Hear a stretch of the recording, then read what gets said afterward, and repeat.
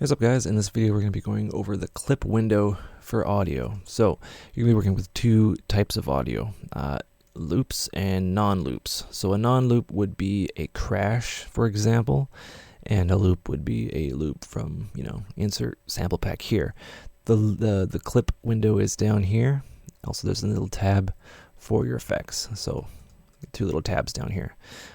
So basically we are going to start with a one shot. So this is a one shot really.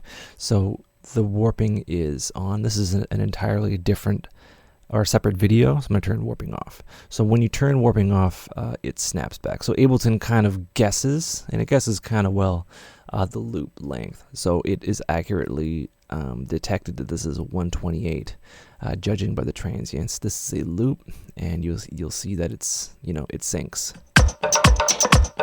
Right, that's all well and good. Crash, you can't sync a crash to a BPM, but what you can do is transpose it. So you notice when you transpose this, it gets longer and shorter. So you can imagine it does that, right? With our loop here, when you transpose it, it doesn't change its length. It changes its pitch. And that's another video, warping, depending on the algorithm of warping that you use and what kind of transients you preserve, or your loop mode. Depends on how it'll sound. But yeah, we're going for one shots and not that right now. So high quality. This should be on. With a modern computer, you want high quality on. And by default, I believe it's high quality. Edit, you open this up in a separate program. I don't have a program that I edit samples in. I edit in Ableton, so this is kind of redundant. You can save the sample as the default, which is cool. You can reverse, so you click on this and you'll notice that it reverses. So you get a reverse crash going on. That's how you flip sounds around.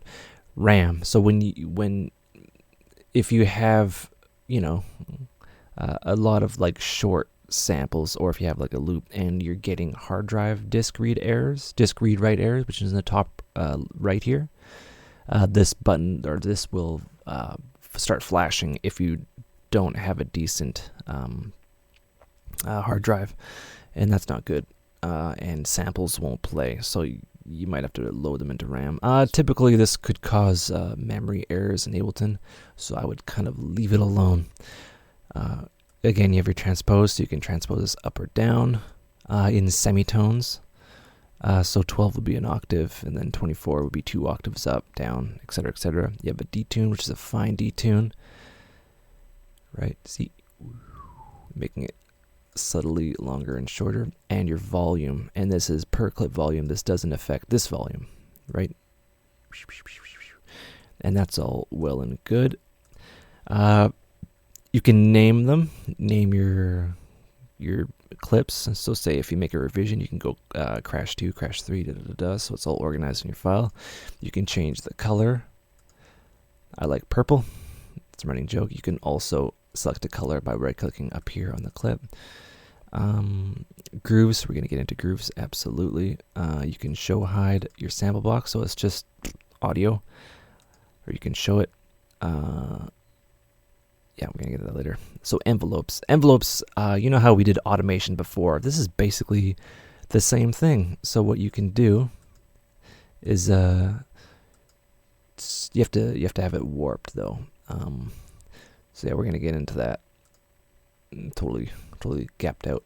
So yeah, we're going to have our loop here, and everything is basically the same except, warping and all that fun stuff. You can change your signature and your groove, which we'll get into. You have your start and end times, right?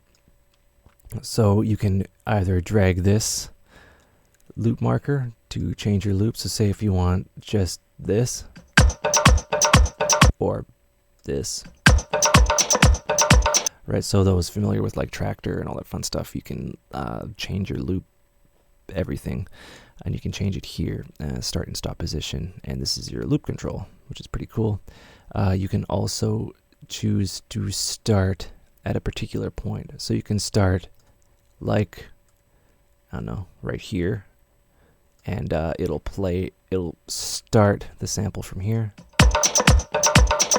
and then go around. So that's really cool for like neat kind of vocal effects, and the options there. You can also change the start time by dragging it. Anything grayed out is what Ableton will not play. So what you do in here corresponds to here, and it's pretty fun. Also, yeah, same, you have your volume. You might want to keep that at 0 depending on what's going on. So yeah, we're going to get into our envelopes now. So you see these aren't grayed out. So this is the same thing as the automation on your actual timeline here through this little box here. This is basically the same thing, but it's per clip.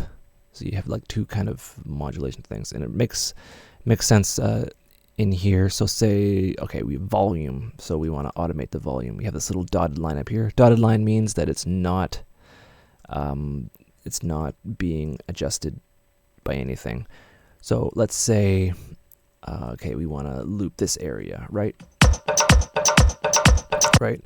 And this is where Ableton became famous, because it had non-destructive editing. So what you can do, select clip, volume, and then completely get rid of that. So now we have just the kick, or we can switch it up. So we completely remove the kick, and we have that, and that's per clip, and you don't have to like have crazy automation here. You can work on a very macro scale and get some cool music bopping. You can also clear envelope, and it goes back to normal, or you can do all sorts of fun things. You can make things louder, quieter. Transpose modulation, this is for the techno guys. This pitches things up and down depending on your warping function. Now, warping is a completely other video. I promise I won't say that again. You can warp things down, and you can only warp them in semitones, so it's not as a fine adjustment. It's per step. Right, so this is good for the techno guys. Right, so you can have multiple envelopes or automation per clip. Right, and you can do some pretty cool stuff with sample offset and weird dubsteppy type things. And those are your basic envelopes for audio. So yeah, hope you learned stuff. We're gonna be back with MIDI.